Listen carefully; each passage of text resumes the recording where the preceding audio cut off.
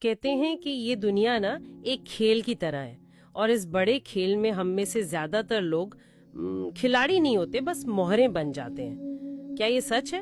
یہ واقعی ایک گہری سوچ ہے، اور اگر ہم اپنے ارد گرد دیکھیں نا، جو نظام ہے تعلیم کا، ملازمت کا، میڈیا کا، تو صاف لگتا ہے کہ یہ ہماری سوچ، ہمارے کام، ان سب کو ایک خاص کیا کہتے ہیں سانچے میں ڈالنے کے لیے ہیں۔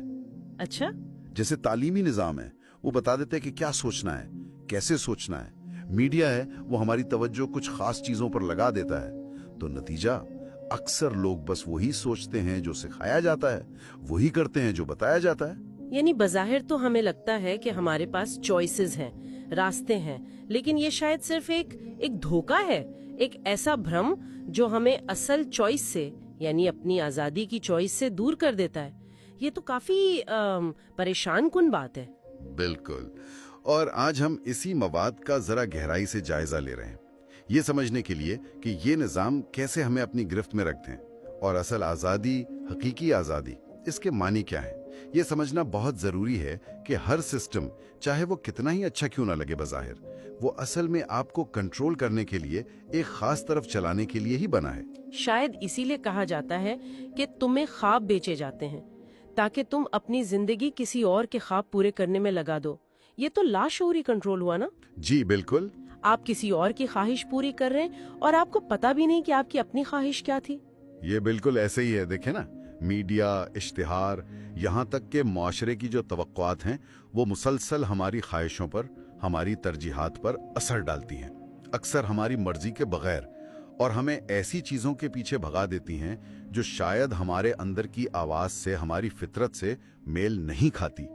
تو یہاں زندگی کا ایک بنیادی موڑ آتا ہے، یا تو آپ اپنا راستہ، اپنی منزل خود طے کریں، یا پھر کسی اور کے بنائے ہوئے پہلے سے طے شدہ راستے پر چلتے رہیں، اور وہ دوسرا راستہ اکثر آپ کو وہاں نہیں لے جاتا جہاں آپ کی روح کو سکون ملے، بلکہ وہاں جہاں وہ نظام آپ کو پہنچانا چاہتا ہے۔ لیکن کیا اس سے نکلنے کا کوئی راستہ ہے؟ مطلب اگر کوئی یہ سچائی پہچان لے، اگر وہ جاگ جائے، کیا تب وہ آزاد ہو سکتا ہے؟ بیداری وہی پہلا قدم ہے۔ جاگنے کا مطلب صرف آنکھیں کھولنا نہیں ہے، بلکہ اپنے ذہن کو کھولنا ہے، خود کے لیے سوچنا شروع کرنا، معاشرے نے جو باتیں مان لیے نا، ان پر سوال اٹھانا، اپنے اصول خود بنانا، اور آخر میں اپنا ذاتی نظام قائم کرنا۔ یہی بیداری، یہی خود شناسی اصل آزادی کی بنیاد ہے۔ صحیح۔ پر یہ کوئی ایک لمحے کا کام نہیں، یہ ایک مسلسل عمل ہے۔ اپنا ذاتی نظام قائم کرنا، یہ سننے میں تو بہت بڑا کام لگتا ہے۔ اس کے لیے کیا چیزیں چاہیے ہوتی ہیں؟ دیکھیں، یہ آسان نہیں ہے، لیکن ناممکن بھی نہیں۔ اس کے لیے کچھ بنیادی ستون چاہیے۔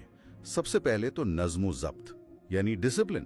یہ صرف سختی نہیں، بلکہ اپنی توانائی، اپنا وقت شعوری طور پر ان چیزوں پر لگانا جو آپ کے لیے واقعی اہم ہیں۔ اچھا۔ دوسرا ستون ہے اپنی سچائی۔ یہ جاننا کہ آپ اصل میں کون ہیں، آپ کی قدریں کیا ہیں، معاشرے کے شور سے الگ آپ کی اپنی آواز کیا کہتی ہے۔ اور تیسرا، اور شاید سب سے اہم، ان سب کی بنیاد الہی اصولوں پر یا ایک مضبوط اخلاقی سمت پر رکھنا۔ وہ سچائیاں جو وقت کے ساتھ بدلتی نہیں، یہ آپ کے نظام کو گہرائی دیتی ہیں۔ اور اگر کوئی یہ کوشش نہ کرے، اگر وہ بس اسی بنے بنائے نظام میں چلتا رہے، تو پھر تو نتیجہ وہی ہوتا ہے جو ہم زیادہ تر دیکھتے ہیں۔ صبح سے رات تک ایک چکر میں پھنسے رہنا، جسم تو بھاگ دوڑ رہا ہے لیکن روح قید محسوس ہوتی ہے۔ ایک ایسی زندگی جہاں فیصلے آپ کے نہیں، خواب آپ کے نہیں، اور وقت وہ بس گزرتا چلا جاتا ہے۔ اور اسی بارے میں ذرائع میں ایک بہت خطرناک بات کہی گئی ہے کہ دنیا کے سب سے بے بس غلام وہ ہیں جنہیں یہ یقین دلا دیا گیا ہے کہ وہ آزاد ہیں۔ کیونکہ جب تک غلامی کا احساس ہی نہیں ہوگا تو آزادی کی کوشش کیسے شروع ہوگی؟ یہ ذہنی قید سب سے مضبوط ہے۔ تو ان ساری باتوں کا خلاصہ جو یہ مواد ہمارے سامنے رکھتا ہے، وہ یہی ہے کہ اپنا نظام خود بناؤ، اس سے پہلے کہ کوئی اور نظام تمہیں اپنی مرضی کے مطابق بنا دے۔ یہ ایک طرح سے عمل کی دعوت ہے۔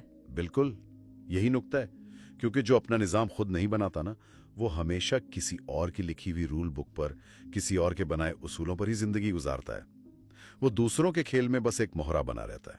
یہاں ایک سوال اٹھتا ہے ذہن میں، جب ہم کہتے ہیں ذاتی نظام، تو کیا یہ صرف باہر کی چیزیں ہیں، یعنی عادتیں، اصول، ایک ڈھانچہ، یا اس میں انسان کا اندرونی یقین، اس کی روحانی بنیاد، اس کے گہرے عقائد وہ بھی شامل ہیں؟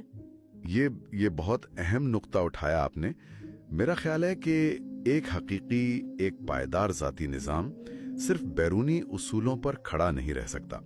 اس کی جڑیں فرد کے اندرونی یقین میں، اس کی اپنی دریافت کی ہوئی سچائی میں، اور جیسا کہ ذرائع نے بھی اشارہ کیا، کسی بلند مقصد یا الہی اصولوں میں ہونی چاہیے۔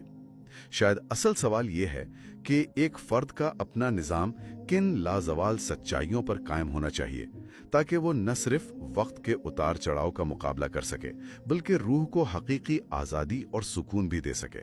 یہ واقعی ایک غور طلب بات ہے۔